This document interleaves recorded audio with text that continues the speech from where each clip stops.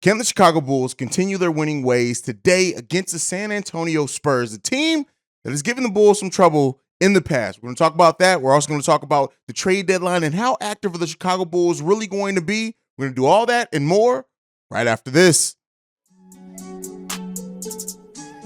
You are now tuned in to Chicago Bulls Central, your number one place for all Chicago Bulls news and content.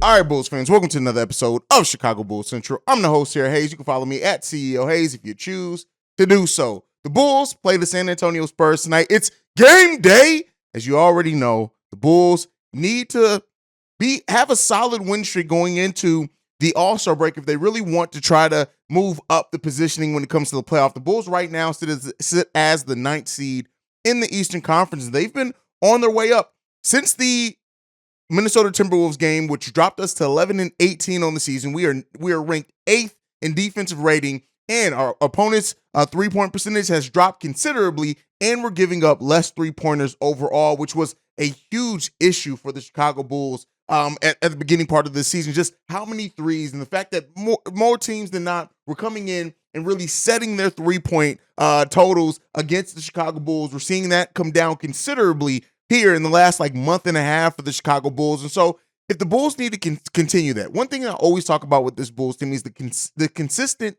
defensive effort. They're going to have to expound on teams, and they cannot overlook any teams from now until the end of the season. They just can't. The Bulls have not put themselves in a position to have the ability to overlook any team or take any team for granted. Now, Patrick Williams and Alex Caruso both listed as questionable in this game tonight against the San Antonio Spurs. The Spurs do have Devin Vassell, Jeremy Sohan are both out. Keldon Johnson and Trey Jones are both listed as questionable as well. And the Spurs come in as the 21st ranked offense in the NBA, the 30th ranked defense in the NBA, and they're 16th in rebounding. So those are things that all play into the Bulls' favor in this, except the rebounding. The Spurs do rank higher than the Chicago Bulls when it comes to rebounding, and we know that this team usually fare betters when they rebound the ball and can win that rebounding battle. So that's going to be something that we're definitely going to have to look out for. The Bulls are going to have to be locked into if they do want to avoid being embarrassed by the Spurs tonight. And that's just what it comes down to with this team. How much does this team want it? That's the biggest thing that we question with this team is how much do they actually want these games when they face some adversity, when teams go on runs. How are they going to respond to that? They haven't always responded to it the best this season, and that's evident in their record, especially against sub-500 teams. And even though those numbers that I just gave you, with the Spurs ranking towards the bottom half of the league in both offense and defense, and they sit right now at only 14 wins on the season, why am I nervous about this game? Because that's how the Chicago Bulls have played this season. They have not done good against teams that are under 500. You have another team that's coming in today under 500 that's coached extremely well when you look at having Greg Popovich as the coach there. And this is a team that exposed us last season with a simple pick and roll. Now, Jeremy Sohan being out really could open up the game some from Patrick Williams. Jeremy Sohan, by the way, is a player that I scouted in the offseason for the Chicago Bulls. I would have been extremely interested in the Bulls drafting, but nonetheless there, he's out in this game, is not going to play. So that puts Bates Diop here in the starting lineup or Doug McDermott. One of those guys are going to be in the starting lineup for the San Antonio Spurs. And that's a matchup that Patrick Williams needs to take advantage of offensively. We've seen Patrick Williams be more aggressive, understanding his matchups a little bit better than what he has at any point in his career, understanding when he can put the ball on the floor and take other forwards off the dribble. Those are things that Patrick Williams can do pretty damn well, but we're going to need to see that tonight. You also look at Romeo Langford, another player that may be out in this game, and if Josh Richardson steps in there, either way, Zach LaVine needs to be the Zach LaVine he was against the Portland Trail Blazers. They're already going to be missing their starting point guard as well, and Trey Jones is probably going to be starting rookie Malachi Branham. How does our second-year player in Iota Sumu fare in that matchup? Looking at Doug McDermott probably being in there with Keldon Johnson being questionable if he does not play. DeMar DeRozan is going to have to step up again. And Jakob Poeltl being a player that a lot of Bulls fans want, and I understand because he's a solid player on both sides of the ball, and those type of players usually have given Nikola Vucevic some trouble that can match his size and are pretty damn good defensive players. So this is going to be another game where we need the big three to step up and play like a big three. We're going to need Vucevic consistently and consistency, I should say. But we're also going to need Andre Drummond off the bench. I love that Billy Donovan has been playing Andre Drummond, and we're seeing results on that. Does he still get some early fouls? Yes. But Andre Drummond's starting to figure out how to play himself even when he is in foul trouble. And Andre Drummond that does that for the Chicago Bulls team makes this team just that much more formidable. This team has to be locked in on all sides of the ball, in every facet of the game. This is not a team that you want to overlook. And as I said before to start this off, the Bulls do not have the luxury to overlook any team in the NBA right now. They just don't. So, we need to see this team. I want to see them understand the importance of this matchup. I want to see a Bulls team that comes in, takes care of business, and executes damn well to end this season. That's what I want to see. They get to play this game at home, get some home cooking in. Hopefully they put on a show for the Chicago Bulls fans in attendance. But outside of all that, right? Kobe White, the way that he's been playing, putting pressure on the defense, right? If Alex Caruso does play in this game, him and having his ability to get the Bulls extra possessions on top of everything else, I like the bench rotation lately. And I will say this, last couple of games, Billy Donovan, while not perfect, has been making adjustments. The adjustments he made on Dame Lillard in that last game specifically, choosing to double and triple team Dame Lillard at times, completely put the Bulls back in that game in a position to win it. That's what we need to see from this Bulls team today. We need to see good coaching, execution on both sides of the ball from the players, and we need to see the big three step up and play like a big three. And as well, Ayo Dosunmu, can he continue his recent amazing play that has really kind of opened some fans' eyes back to reminding them of what the potential Ayo Dosunmu has in him as a player? We know a lot of Bulls fans are saying that the Bulls need a point guard at the trade deadline, and I understand that mindset. But one of the things that we do need to understand as well, as long as DeMar DeRozan is on this team, any point guard you put in the starting lineup is going to have to play off the ball, because Billy Donovan, in the way that he runs his offense, it's mainly going to go through DeMar DeRozan or Nikola Vucevic. That's the player that we need to operate through, is Nikola Vucevic, and allow other players to, come in and do their things. We need the role players to step up. Already talked about Patrick Williams, already talked about Ayo Dosunmu, talked about Kobe White as well.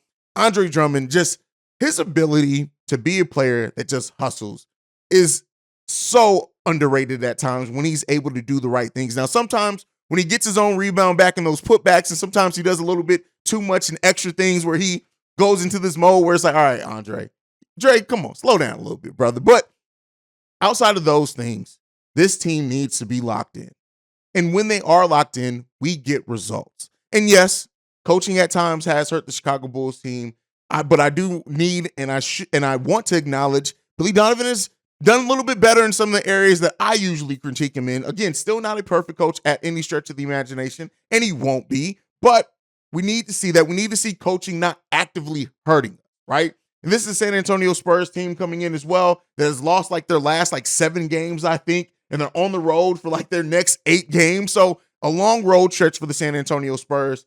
Can the Bulls come in and take advantage? And I know it sucks that we have to say that about a team that the Bulls should be clearly better than when you look at the team's respective records.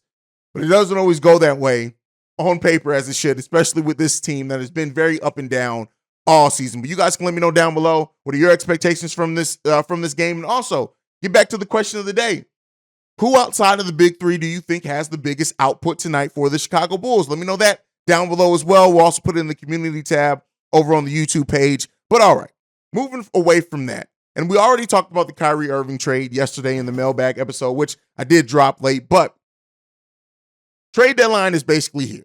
And one thing that we will do, even though I don't expect the Chicago Bulls to be very active at the trade deadline, is we'll be co-live streaming here on Chicago Bulls Central and NBA Central, probably about an hour leading to the trade deadline. I'll give it a chance for any deals to go down. We'll break down those deals and then see what the Chicago Bulls do as well in that time. But right now, players that are expected to be moved at the trade deadline and chips left to be fall. Now, these aren't players that necessarily the Bulls, I expect the Bulls to get involved in, but just kind of the players that we're looking for and seeing who's going to be traded. OG Anunoby, and really, when it comes down to it, the Toronto Raptors as a whole, if they decide to move off some of those young players that they have down there, players that kind of all fit kind of similar roles, and they've had issues with box plus minus with them on the court. But OG Anunoby seems like the one that right now is involved in the most trade rumors. That does not mean that Pascal Siakam cannot be moved, and a Fred VanVleet as well. So there's some of those that could be moved. So watching what the Toronto Raptors do and watching what they do with OG Anunoby is definitely one. D'Angelo Russell. Now, this is an interesting one because the Minnesota Timberwolves made a trade that they should have known. And I think a lot of people understood that, hey, this is a pretty big bet. If you're going the Twin Tower lineup with two bigs, two centers in that lineup, and it hasn't really worked when those centers are on the court together. And I don't know if I don't really expect them to move one of those players here at that trade deadline. But D'Angelo Russell is definitely one of those players who could be moved as well. He's proven that he can be a good third scoring option. And you don't necessarily want to build your team around him, but he is one that could be involved in some trade conversations. So to see what and where he goes could be very interesting.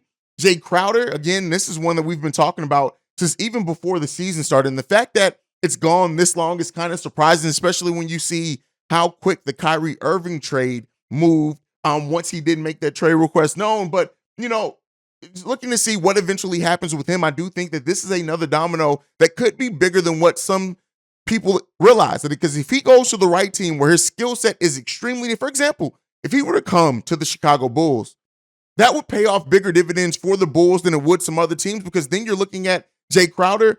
And I know there's been some talk if he's going to be willing to come off the bench. I just don't see them not starting P. Will. But then you're looking at bringing two tough players in Andre Drummond and Jay Crowder off the bench in a team that needs a lot of toughness. Now, again, that changes your lineup a lot. When you look at Javonte Green, Derrick Jones Jr., one of those players are probably going to be sent out in that. Seems like the Bulls have been reluctant to include Kobe White in trade. So I do not, even though a Kobe for Jay Crowder trade straight up gets you there, don't necessarily expect that. But Jay Crowder is another chip that you're waiting to fall for. Bojan Bogdanovic as well, another player expected, rumored to go to the Lakers if they're willing to move off both their picks and do what needs to be done to get him in there for the 33-year-old forward who can do some really great things. The Lakers, for example, are dead last in 3-pointers made.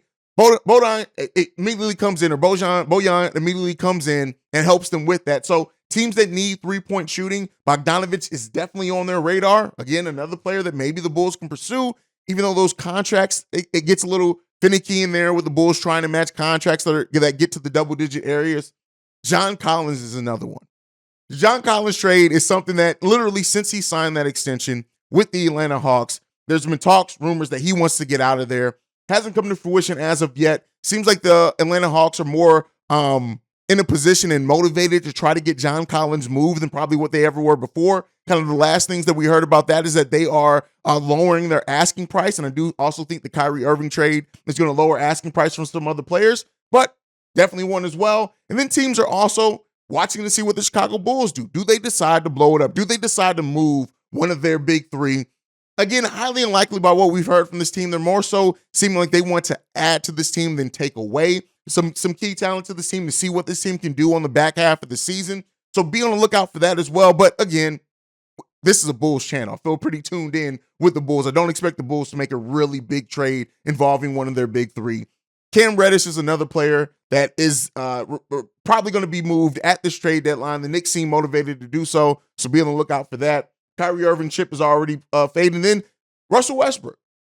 The Los Angeles Lakers are motivated to try to move Russell Westbrook to try to get something in and take advantage of that before that contract expires. They're even willing to pair the 2027 and 29 first-round picks, the only picks that they can trade and the furthest out that they can trade. They're willing to do that for the right deal and expect the Lakers to be on the phone. And I think the Lakers are going to make some version of a deal, whether it just involves the picks and maybe a smaller contract, or if it just involves Russell Westbrook, or a combination of all three or two of those, combination of those three things. So be on the lookout for that as well as we go into the trade deadline that is only 3 days away, going down on Thursday. But before we go, I want to talk about some of the more interesting trades that have been presented for the Chicago Bulls. One in specific, that is this trade with the Phoenix Suns, that the Suns will get Lonzo Ball, Kobe White, Dalen Terry, and the Bulls get Chris Paul. That is a dumb trade. And I understand that Bulls fans are really upset with this team right now, rightfully so. But it's not worth it. That trade is not a trade that improves your team. That's in the short term. I guess you can make an argument for improving maybe in the short term, but that is just a stupid trade. And the fact that some people are pushing for that trade, I got concerns about you guys, fellas. I got some serious concerns if you think that's a good trade for the Chicago Bulls. Next trade up is the Bulls getting involved in a 3-team trade that sends OG Anunoby, Derrick Jones Jr., and Tony Bradley to the Memphis Grizzlies, which I guess Tony Bradley would then become Steven Adams' new bench pressing thing when he just pick them up all day. And then the Raptors would get Dylan Brooks, Zaire Williams, Kobe White, and draft picks from Memphis and Chicago, and the Bulls just walk away with Tyus Jones?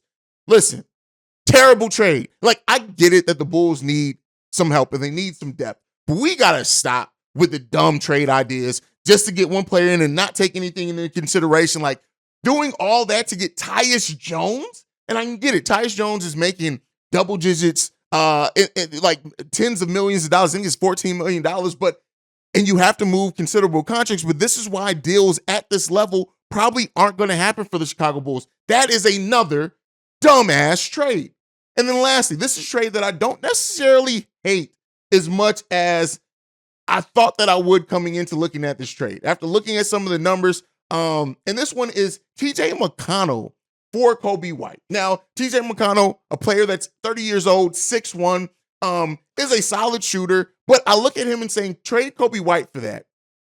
I'd rather just roll the dice on Kobe, and I'd rather re-sign Kobe and see if Kobe is going to turn into and continue developing those skills than bet on a player that's over 30, smaller than Kobe White, isn't the defender that Kobe White is at times, either that Kobe White's turning into, and has way less upside than Kobe White as well. So again, another trade where I think I understand the mindset behind it, but I still think it's a dumb trade. I don't hate it as much as some of the other ones, but it's still not a good trade. But you guys can let me know down below what are some of the worst trades that you've seen out there for the Chicago Bulls, as well as what are some of the better trades? What are some good trade ideas that you think you've seen that the Chicago Bulls have been rumored or talked into?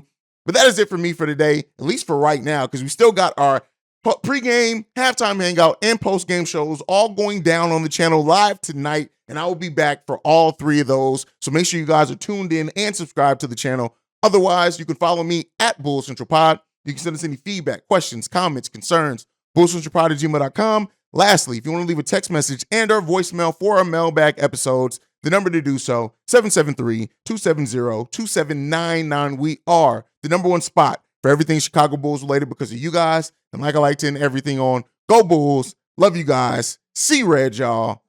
And peace. This has been a presentation of the Break Media.